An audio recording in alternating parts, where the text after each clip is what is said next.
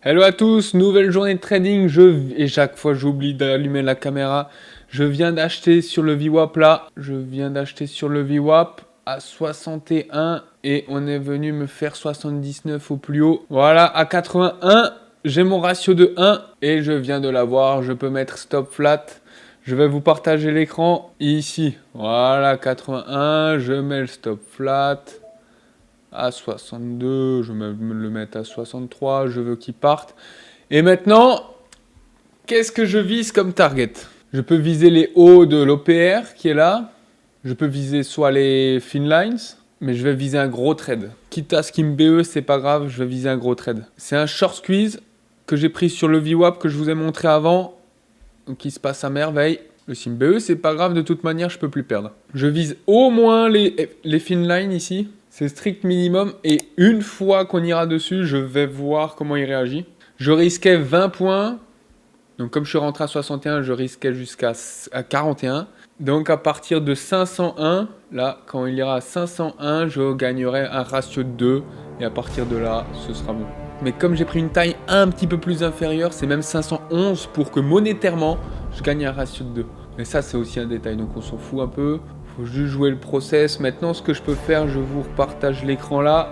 C'est qu'on peut faire ça pour voir la solidité de ce mouvement. Voilà. Et là, c'est bon. Tant qu'on ne le casse pas, c'est bon. Comme je vous ai dit, je vise en premier temps les thin lines. Ici, si on repasse au-dessus du 5 minutes, c'est très bon signe.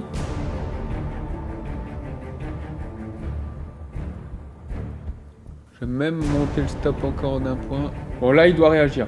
Là, je veux qu'il réagisse. S'il casse, c'est pas bon. Parce que s'il casse, il y a le fort moyen qu'il vienne sur le VWAP. Et mon stop, il est à 64. C'est là où j'ai mon stop. Donc, il va me stopper s'il casse là. Là, il réagit. C'est bon. C'est bien. C'est bien. Je vais lui donner sa chance. De toute manière, il m'a fait à peine le ratio de 2. Là, il est allé jusqu'à 504, 505. Je veux qu'il continue. L'idéal, ce serait le haut de l'OPR. Le haut de l'OPR, je le garderai même pour le tenter là. Les plus hauts du pré-market. On verra, on n'y est pas encore. Là, pour le moment, il est en train de fragiliser. C'est pas bon. Allez. Peut-être qu'il est en train de me faire un nouveau plus bas dans le sens où je vais pouvoir retracer ma petite trendline. Pour le moment, c'est toujours pas fini. Toujours pas invalidé. Voilà, s'il repart, c'est très bon signe. C'est très bon signe. S'il repart, qu'il fait des nouveaux plus hauts, très bon signe.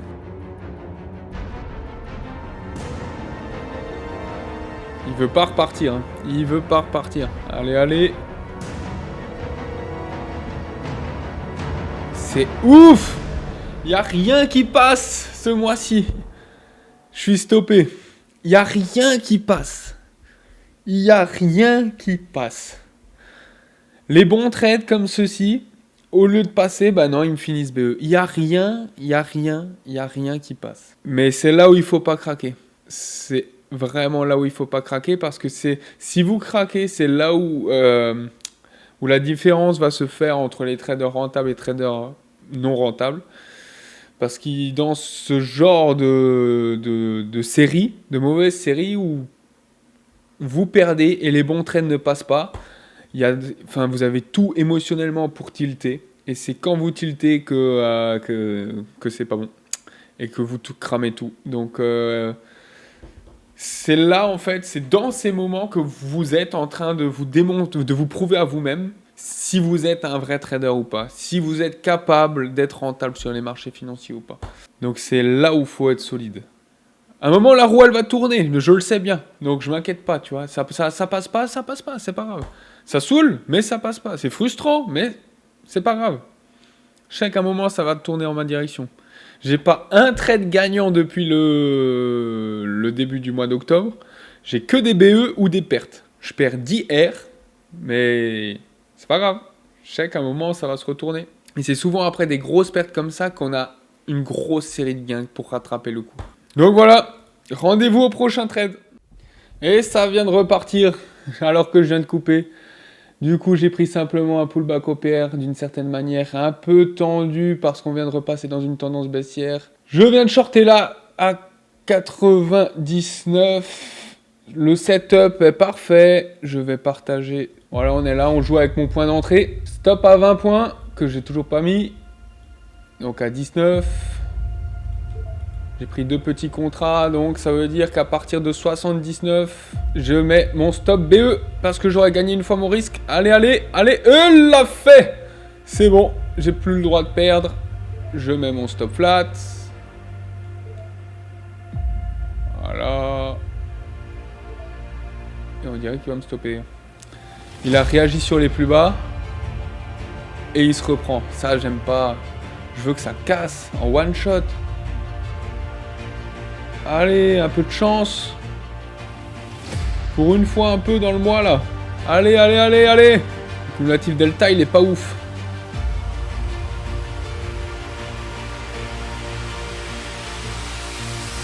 Ouah, il m'a presque stoppé. Ouais, il va me stopper, hein. À moins qu'il y ait un miracle qui se produise, mais... Le fait qu'il l'ait stoppé comme ça, ouais, voilà. Et voilà, encore un BE. Oh, putain. Ça fait que... mon setup en soi n'est pas invalidé, mais le fait qu'il revienne...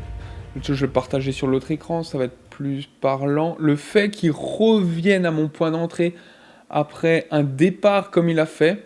Donc ça se voit en microstructure, plus là, la bougie est très belle.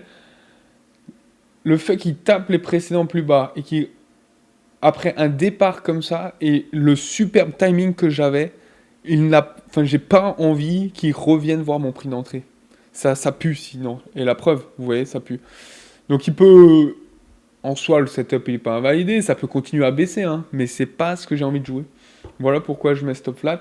Je me pose la question si j'ai à nouveau un petit départ ici, est-ce que je me permets de rentrer à nouveau ou pas. Ça me donne moins envie. Mais c'est ouf qu'il n'y ait rien qui passe. Rien. C'est abusé. Je fais que des bons trades, il n'y a rien qui passe. Je suis prêt à le reprendre, j'ai un petit signal. Ok, je vais le reprendre. S'il veut bien, il voudra pas. J'ai un petit signal antique, donc c'est pour ça que je me permets de le reprendre. Mais il voudra pas m'exec. Il viendra pas me chercher. Il va y aller en one shot. Faut que j'enlève ça. À combien il est allé là? 97, 25. Ah, il est en train de partir. Ah, punaise, voilà. Il est sur les plus bas là. Je vais partager l'autre écran. Il est sur les plus bas. Dommage. Dommage, j'ai loupé la deuxième entrée. Bah, j'espère qu'il vient BE comme ça. Là, je serai BE. Donc j'espère qu'il revient à mon point d'entrée, donc ça veut dire les 99 là, pour que, au final, enfin 98 pour que j'ai rien à regretter. Mais, waouh, ce sera limite encore plus frustrant là qu'il parte. Et du coup qu'il soit juste venu me break-even, me sortir pour ensuite repartir. Bon, est-ce qu'il va partir ou est-ce qu'il va retracer à nouveau? Attention, ah, il est en train de retracer. S'il va au 98, j'aurais été stoppé flat. Hein. Et donc, ça fait que j'ai pas de regret de ne pas être rentré dedans. Mais le fait qu'en fait j'ai voulu re-rentrer direct après mon stop, c'est parce que j'ai eu un signal antique. C'est bien pour ça. Parce que... donc j'ai eu une confirmation. Parce que sans cette confirmation, il aurait pu continuer, réintégrer là et continuer à la hausse. Et ça fait que si j'étais pas stoppé break-even et qu'il continue à la hausse, eh bien j'aurais perdu. Mon trade gagnant se serait transformé en perte. Et ça c'est interdit. C'est interdit. Donc voilà pourquoi j'ai mis un stop flat, quitte à réentrer à nouveau. Voilà, il est à la 93,25. Allez, j'ai juste envie de voir s'il va aller au 98. S'il va au 98, j'ai aucun regret. Du coup, j'aimerais bien qu'il y aille. Je ne pas être frustré plus que ça. Déjà que son moyen assez compliqué. Allez, allez. 97.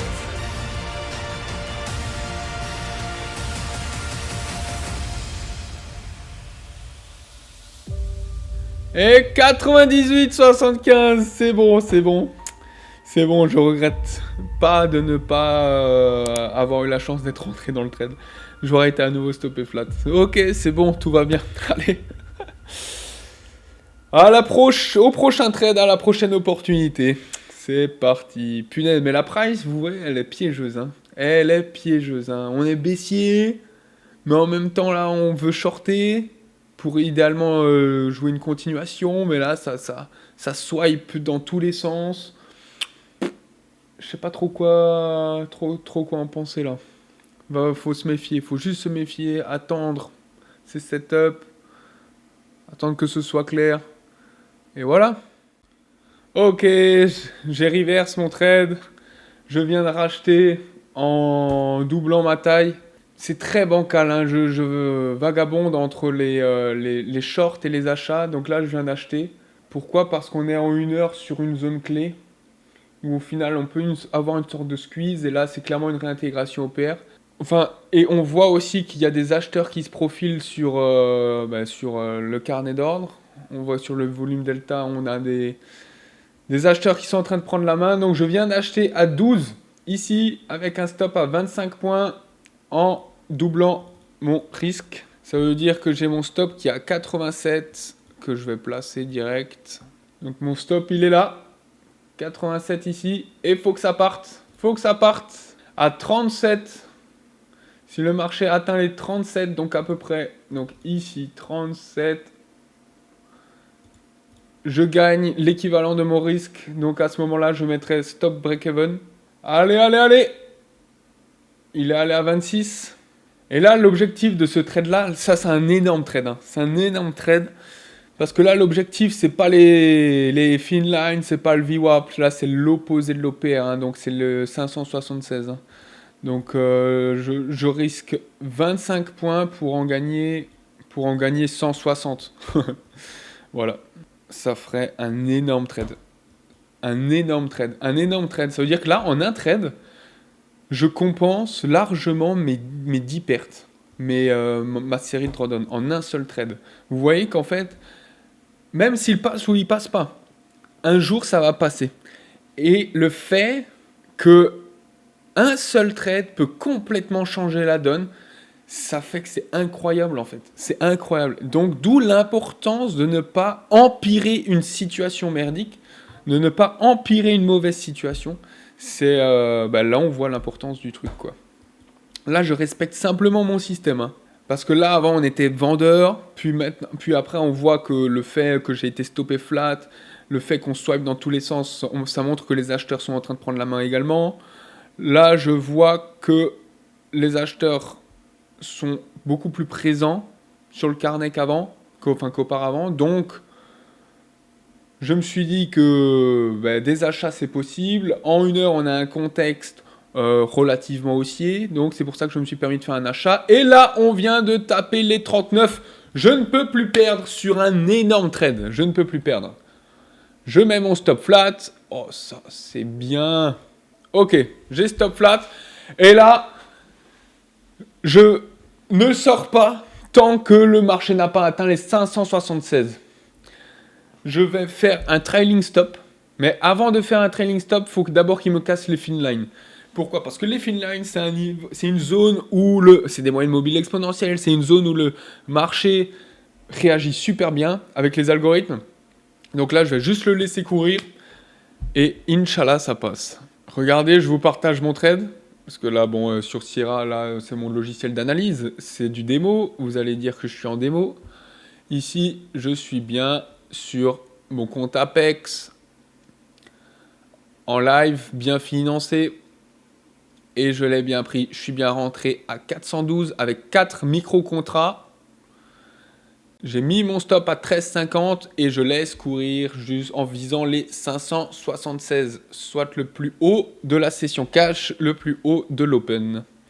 Ce qui correspond à mon setup. Et puis on croise les doigts que ça passe. Pour enfin mettre fin à cette mauvaise série. En tout cas, aujourd'hui, depuis le début de l'open, en même pas 1 heure, ça fait longtemps que j'ai plus été aussi actif.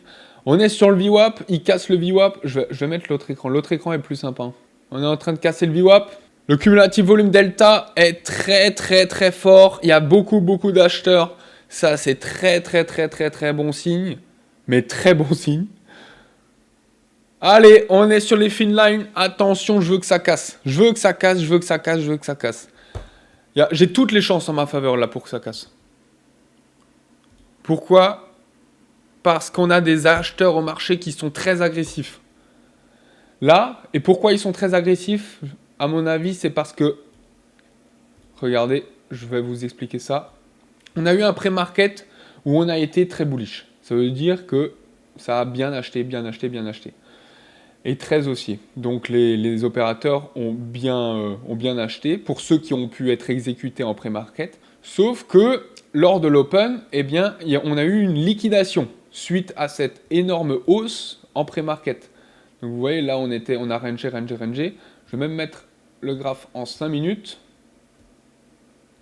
Voilà, pour qu'on puisse voir ces derniers jours. Donc ici, on voit bien, on a rangé la veille. En pré-market, on a eu un rattrapage sur la séance de l'avant-veille. Et suite à ce rattrapage, qui a été assez directionnel, assez en ligne droite, eh bien, on a eu, là, en 1 minute, on le voit encore mieux, eh bien, on a eu un sell-off. Un sell-off pour que les opérateurs se débarrassent de leur position, quoi. Ou encaissent leur gain. Donc on a eu un gros sell-off. Un gros sell-off, donc une belle direction baissière depuis le début de séance. Sauf qu'ici, en 1 heure, on voit bien qu'on est resté sur les fin lines. On a tapé dessus. Donc c'est pour ça que quand on était au plus bas, j'ai tenté des shorts et depuis, j'ai tenté des achats. Pourquoi? Parce que j'ai vu qu'on sauvait ma fin line. Et vous voyez, elle fonctionne super bien aussi en 1 minute. Et comme on l'a sauvé, et comme j'ai vu que des acheteurs au marché sont apparus dans le carnet, et ont commencé à acheter massivement, massivement, massivement, et qu'en plus de ça, mon short que je vous ai montré avant n'a pas fonctionné. Pourquoi? Parce qu'il swipait là-dedans. Il faisait les plus bas, les plus hauts, les plus bas, les plus hauts.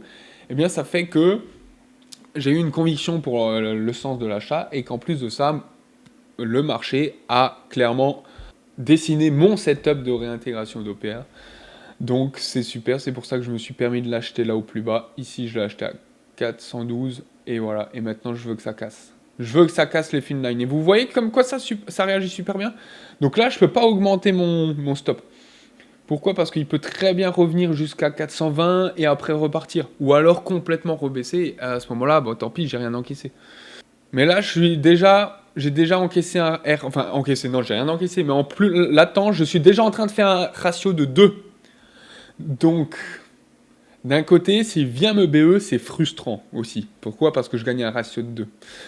Mais, ce trade-là, pourquoi je double ma taille? Parce que c'est ce trade, en général, sur l'année, qui paye le plus.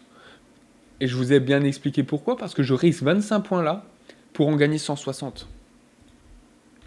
Même 165. Ça fait que je peux gagner un ratio de 6,6. C'est énorme. C'est énorme. En doublant ma taille en plus. Donc c'est juste énorme. Et c'est ce qui fait la différence sur le long terme. Et si ce trade-là, il passe, oh, wow, ça prouve bien. Ça prouve bien que j'ai réussi à gérer une période de drawdown, une mauvaise série. J'ai eu 10 pertes consécutives, sans compter les BE, évidemment, sans compter les BE, parce que c'est des trades qui passent pas, donc je gagne pas, je perds pas. Mais 10 pertes consécutives, et c'est dur mentalement. Même si je sais que mon système fonctionne, et que je sais que j'aurai des périodes de drawdown, des périodes de pertes consécutives, c'est dur mentalement de rester solide, de ne pas tilter, de couper les écrans quand il faut. C'est dur. Et là, si ce trade y passe, ce serait une putain de récompense. Je le mériterais clairement. Et s'il passe pas, ben tant pis. Je continue à faire le job. Mais un jour, je vais le rattraper, ce drawdown. Pourquoi? Parce que mathématiquement, on me l'a prouvé. Parce que mathématiquement et statistiquement, je sais que ça passe. Mais là, j'ai tout.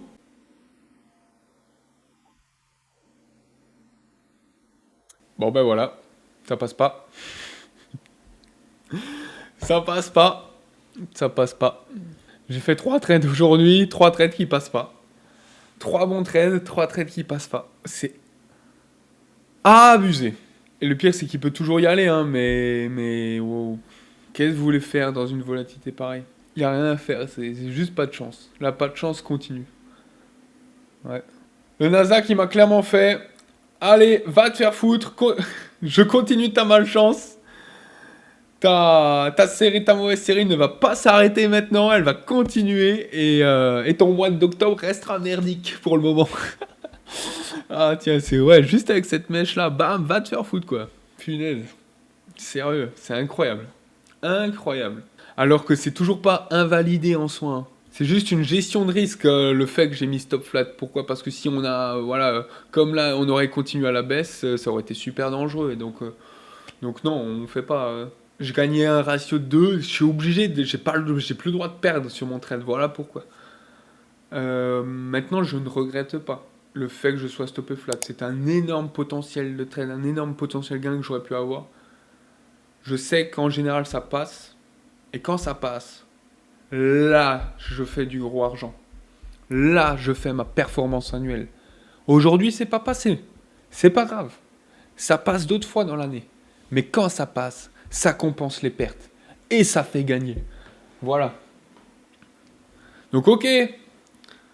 Je perds sur le mois. Ok. La tendance ne s'est toujours pas inversée. Ok, j'ai fait 3 superbes trades aujourd'hui. Les 3 ne sont pas passés. C'est relou.